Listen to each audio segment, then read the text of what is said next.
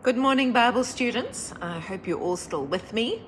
Before I finish off the discussion of the serpent and move on to a discussion on Satan, I'm just going to bring you to Revelation because many of you come here to try and prove the doctrine of the devil or Satan as a fallen angel. But there's a few points we must understand before we come to the book of Revelation. And the first thing is that this is the last book of the Bible. It's number 66 of 65 books. It was given to John around AD 96, or nearly 100 years after the birth of Christ. This means that not one person, not one character in the Old Testament or the New Testament, except John, had access to these scriptures, and we must bear that in mind as we continue our discussions. And we find further clues as to how we should interpret this book in the first few verses. If we read Revelation 1, verses 1 to 3, we're told that the revelation or the revealing, this 66th book, which is a letter, it is of Jesus Christ, and it was given to him by God. That means that Jesus did not even have access to this information. This information was given to him when he sat at God's right hand. And it is about things which must shortly come to pass. It means that right up until 100 years after the birth of Christ, these things hadn't begun to unfold. And he sent and signified it by his angel to his servant John. Now that word signified gives us another clue. This is a book of sign and symbol. Very little in the book of Revelation is literal. By literal, I mean that it actually happens as it is written down. And thirdly, we read in verse 3 that blessed is he who reads and those who hear the words of this prophecy. Again, we are told that the book of Revelation is a prophetic book.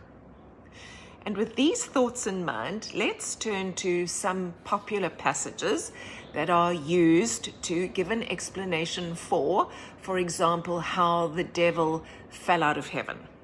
Right, so the first one I want to turn to is Revelation chapter 12. Now again, let's look carefully at the passage. It reads in Revelation 12, now a great sign appeared in heaven. That means it's not an actual occurrence, it's a vision that John is seeing. He is seeing a sign, and what did he see? John sees a woman clothed with the sun. She has the moon under her feet. She's got the 12 stars around her head, and she's pregnant.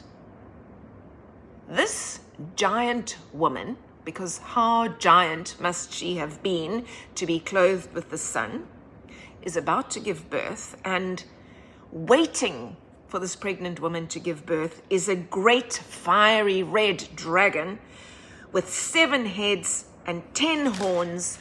In fact, his tail is so big that he's drawing 1/3 of the stars in heaven into his tail.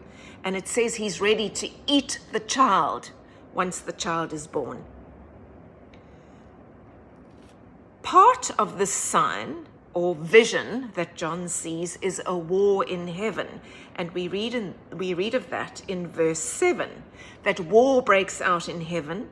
Michael and his angels fought against the dragon, which is like a supernatural kind of snake, and the dragon and his angels fall, and then we read that the dragon and his angels are cast out of heaven, and it's the old serpent. And remember, we have looked at that word serpent, and it's also called the devil and Satan, and he's cast down to the earth. So in that dramatic vision, let's just recap what we learned at the beginning of the book.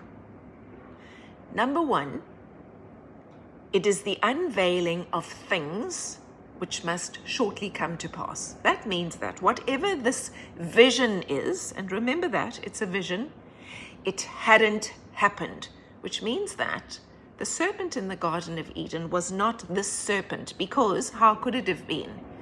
The event hadn't happened. Secondly, it is a sign. We read from verse 1. So that means it's not real. It is a sign or a vision. And thirdly, we have learned in our previous videos what the serpent is.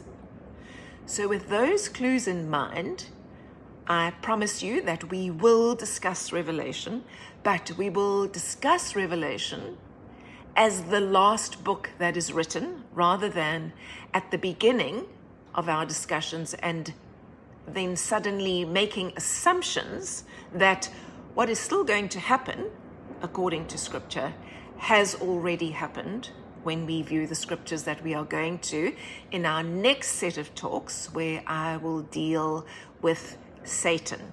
So, God bless you all with your studies. Please discuss these things with your tutor and let us know your comments. Okay, God bless.